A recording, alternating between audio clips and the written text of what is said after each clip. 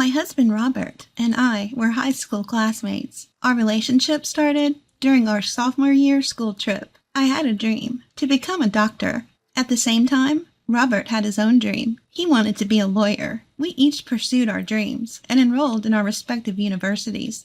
It seemed like everything was going smoothly, but Robert failed the bar exam 5 years in a row. After that, Robert started working in sales at a general corporation. On the other hand, I was able to become an obstetrician after 6 years of university and 2 years of residency. Congrats on becoming a doctor and achieving your dream, Amy. Robert rejoiced over my accomplishment as if it were his own. Thank you. I think things are going to get even busier from now on. I'm sorry if I have to cancel our dates more often than before. I had been called in for some emergencies several times during my residency. As a full-fledged doctor, I would have to work with more responsibility, especially in obstetrics. We can't schedule a baby's delivery date. We have to be ready 24/7, 365 days a year, whenever the baby decides to be delivered. There would be no time for dates or anything like that.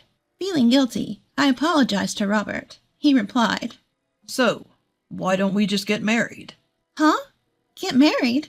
Yeah, that way we can always be together. You can go to work whenever you need to. If we have a child, and you suddenly have to go to work, I'll support you. Surprised by the sudden proposal, I felt comforted by his reassuring words. I remember tearfully saying, Thank you. I appreciate it. OB-GYN is the only field that deals with the birth of life. Of course, we also treat diseases, but there's a joy in this field that can't be found anywhere else. It's a job I could call my calling. I'm currently 35 years old. I've been working as an OB-GYN for 9 years now. I've witnessed many births and delivered many babies. However, Robert and I have been married for 7 years, and we don't have any children. We both love kids, and Robert was eager to have many when we first got married, saying, I want a lot of kids. I'll work hard. But that enthusiasm has faded over time. I thought that having children was a blessing, and there was nothing we could do about it. But that no longer seemed to matter. Recently, we hardly ever go out together on our days off. Robert seems to be busy with something in his room all the time. He has put a lock on his room and always locks it when he is inside. We used to sleep together in the same bedroom when we first got married. But because of my work, I sometimes had to leave the house in the middle of the night, so we decided to sleep in separate rooms to avoid disturbing Robert.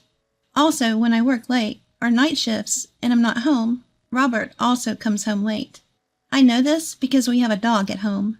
We've installed a pet cam in the living room where the dog's kennel is, so we can always watch our pet.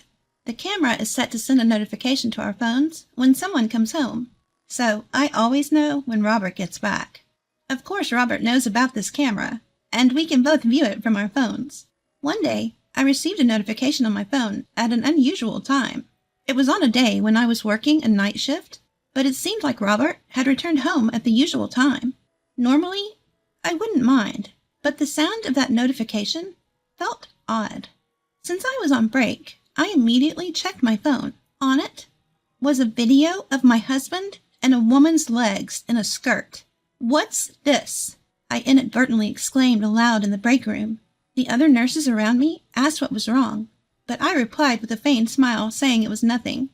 After that, the notifications of Robert getting home at the usual time hit more often on the days I worked night shifts. However, whenever I checked, only the woman's feet were visible. Even if I confronted him about it, I thought Robert would play dumb, so I marked the days I was on and off duty on our calendar at home. Then, on that day, I decided to wait for Robert to come home with someone. That person was my younger brother. In fact, I had left my dog at my brother's place since the day after I found out about a woman coming over to my place. I felt guilty about leaving the dog alone in a house where I didn't know when Robert would bring the woman again. I waited in my brother's car for 30 minutes. Robert returned home right on time. There was a woman walking with him, her arm linked with his. Seeing this, I thought I would lose my composure, but maybe because my much younger brother was next to me, I strangely kept my cool.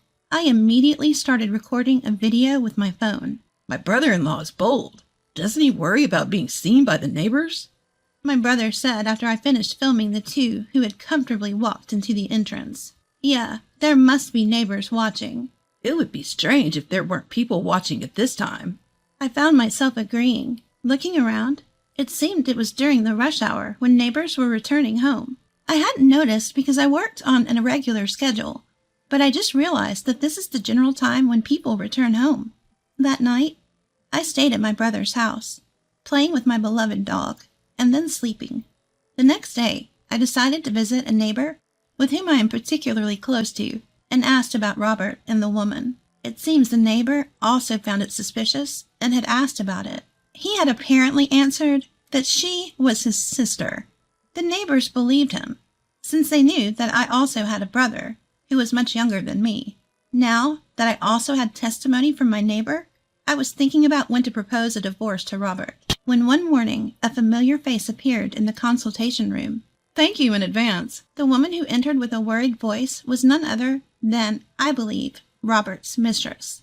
I was about to make a strange sound, but I held it back. I switched into work mode and said, "Congratulations! You're 8 weeks pregnant." "Really? I'm so happy. Doctor, is the baby a girl or a boy?" "We can't tell the gender yet, but everything's going well for now." "I see. I wish I could find out soon. He wants a girl." She was tenderly rubbing her belly, and even though I hadn't asked, she continued, "I'm not married yet, but I'm thinking of getting him to marry me now that I'm pregnant." "Is that so?" I replied in a way that wouldn't upset her. "Actually, he's only been divorced for 2 months. They say you can't remarry until 100 days have passed." "Really? Is the father of your baby your boyfriend? At the hospital today?" "Yes, he's waiting for me in the car." She answered with joy. I told her that I'd like to discuss the future with him too, so she went out to call him in with a smile. 15 minutes later, after attending other patients in between, I called her back. Then, as expected, Robert walked in from behind her. Robert blurted, "Excuse me." when he caught sight of my professional smile. "What? Huh? Why is Amy here?" Saying that, he looked at the nameplate on the office wall and muttered, "No way." "I work under my husband's surname, not my maiden name. Many female doctors continue to use their maiden names, but in my case, my maiden name was quite rare and difficult to pronounce. However, Robert's last name is the most common surname in the States, so he probably didn't pay much attention to it. At the hospital where I work, there happened to be no doctors with the same last name in the same department, so I only used my last name on the nameplate." Seeing Robert's disturbed look, the woman looked puzzled. "Amy, that's me, right? We came in together. Of course I'm here." I was stunned by her words. His lover's name is Amelia. Certainly she is Amy. However, calling your wife and mistress by the same nickname is beyond despicable. Being cornered by his mistress, Robert stammered. No, this is a bit..." So I decided to explain for her. "Amelia, my name is Jamie. I'm also Amy." "What? Bobby, you've been cheating?" "Bobby?" I nearly burst out laughing at the reality of a 35-year-old man being called Bobby. "Huh, I see you have her call you Bobby. Did you tell her where I work?" No. I forgot that you worked here." Robert was taken aback. It seemed he either didn't care or never asked about where I worked. Despite that, his mistress was confronting him. "Bobby, who's this woman?" No. Robert was unable to explain. Well, that's not surprising, considering that, according to the story I just heard from his mistress, Robert has been divorced from me for the last 2 months. Faced with Robert's silence, I decided to confront the mistress with reality. "Amelia, I am Robert's wife." "What? Robert? So you lied about getting a divorce to marry me?" That's when Robert spoke up. "That's not it. For now, just be quiet, Amy." "What are you talking about? We need to clarify this. You've been deceiving me, haven't you?" "I said be quiet." Robert seemed very flustered. Well, of course he would be. No one could remain calm while being accused by their mistress in front of their wife. "When did you start seeing Robert?" "About a year ago." Unlike Robert, the mistress answered my question honestly. "I see. So, You were aware that Robert was married when you started the relationship, correct? But Bobby said that his wife was constantly cheating and their marriage was already in ruins. Regardless, having a relationship while knowing he's married, your act is subject to compensation. I responded with a smile on my face. But he's already divorced, right? We're not divorced. At this point, Robert tried to silence the mistress once again. However, this sparked an argument in the examination room. Several nurses noticed the argument and came into the room. Since this could interrupt subsequent consultations, I called for security to escort the two out. That night, I decided to have a discussion with the two of them at a coffee shop. I thought about some strategies and called my brother during lunch to explain the situation and ask him to join the discussion at night. After hearing the whole story, my brother asked, I know it's a weird question, but why did you guys not have any kids? Upon hearing that, I exclaimed, That's it! Thank you, little brother! And embraced my brother in a childish way, ruffling his hair. This would certainly be another blow to Robert. Stop it! My brother pushed me away, but left me with some supportive words. Let me know if there's anything I can help with. I'm not afraid of anything anymore. From here on out, I'm going to hit them with the most severe punishment. That night, as my brother and I waited for them at the coffee shop, they appeared, and the first thing they said was, You're also having an affair, aren't you?